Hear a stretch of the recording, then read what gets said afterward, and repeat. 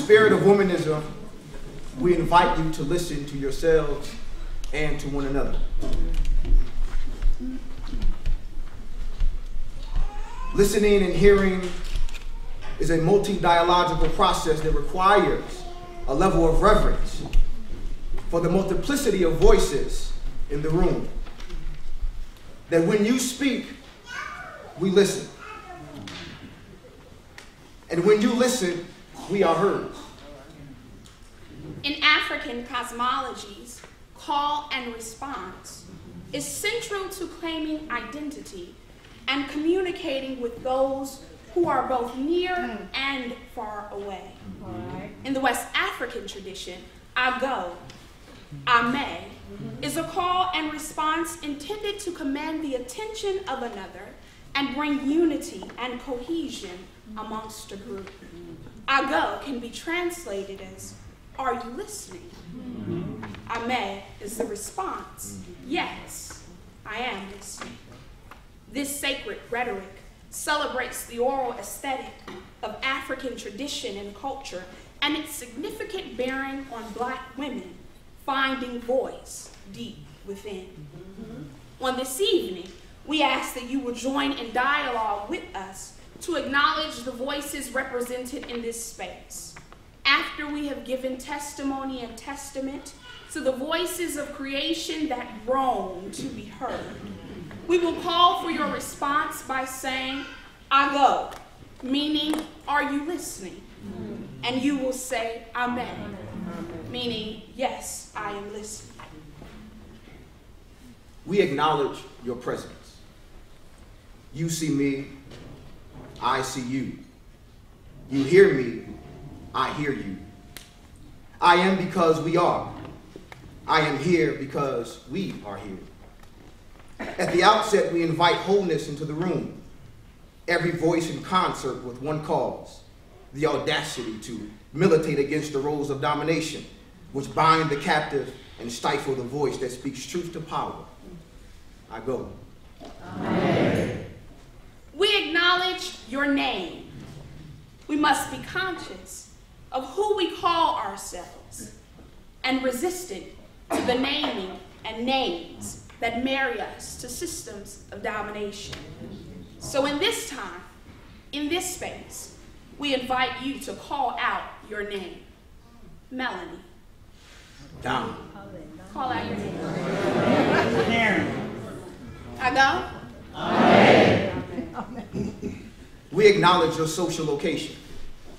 Our backgrounds, experiences, identities are with us wherever we go and are the lenses through which we see the world.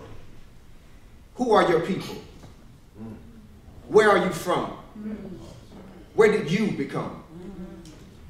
Are all important inquiries as to understanding the full humanity. So we invite you at this time to take a moment to think deeply about these questions.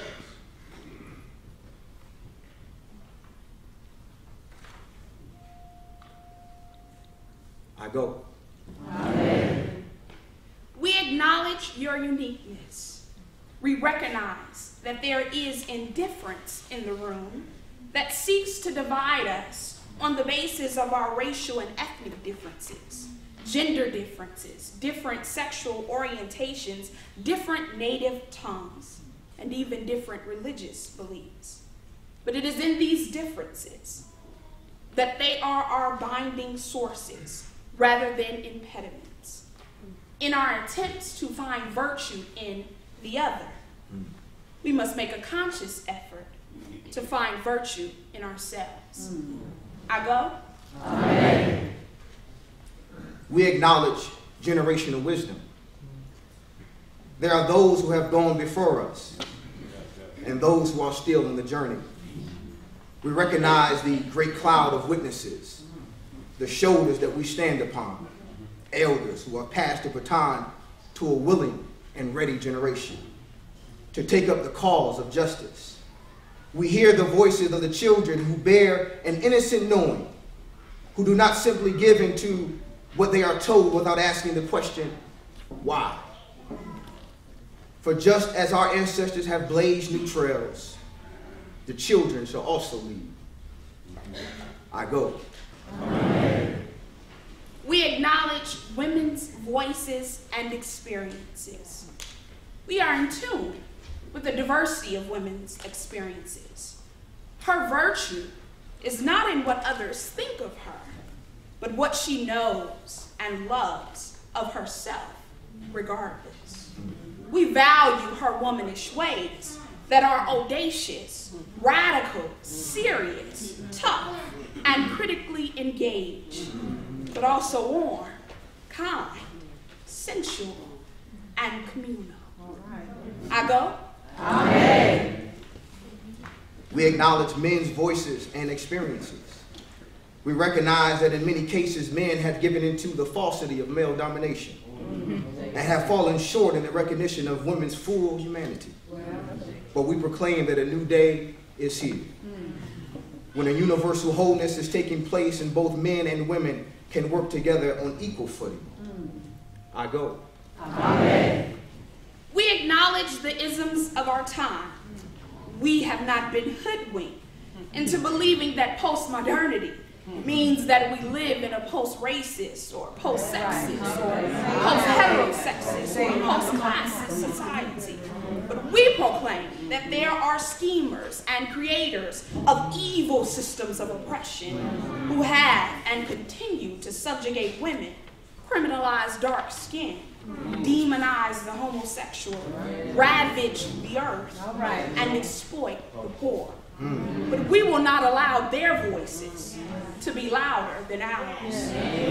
I go? Amen. We acknowledge those who suffer. We hear the silent and the silenced. Those who grieve the loss of their lovers, parents, siblings, friends, and children. Those who have been raped, sexually violated by relatives or strangers.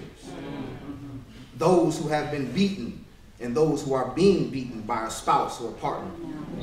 Those sisters and brothers who face the perils of incarceration. Those who are underprivileged and overlooked. I go. Amen.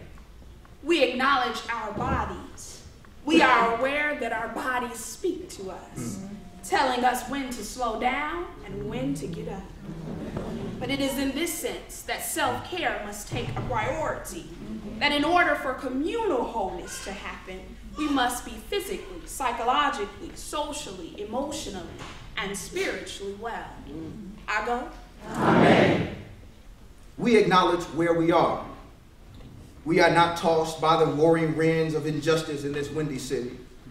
Even as we sit at the top floor of this academy at Chicago Theological Seminary, we can never forget the unequal access to education that exists in these United States. And then our responsibility to teach and learn with the uneducated, the miseducated, and the undereducated.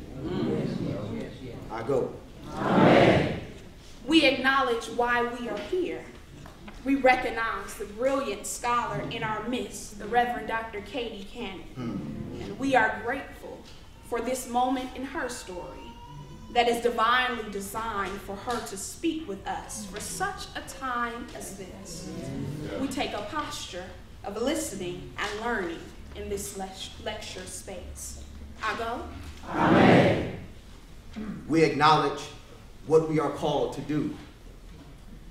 We are clear that human liberation is not just an ultimate end, but also an ultimate means. We hear the voice of the Spirit saying to us, "My Spirit is upon you, to heal the brokenhearted, to bring good news to the suffering, to proclaim release to the captives and recovery of sight to the blind, to liberate the oppressed." I go. Amen.